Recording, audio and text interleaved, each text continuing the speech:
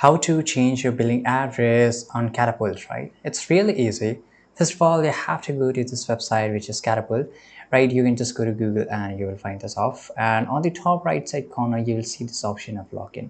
So just go and click on login. Sometimes it doesn't work. So you can just use a VPN if it's not working properly. So guys, once you have logged in into this website, now just follow the steps very carefully. So basically you have to, click on your profile icon or the name at the top right side of the page.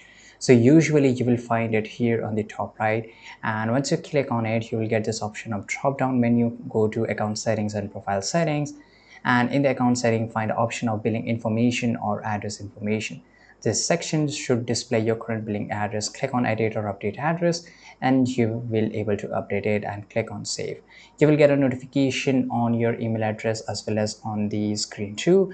And this is how you can do it. I hope you found this video very useful. Subscribe.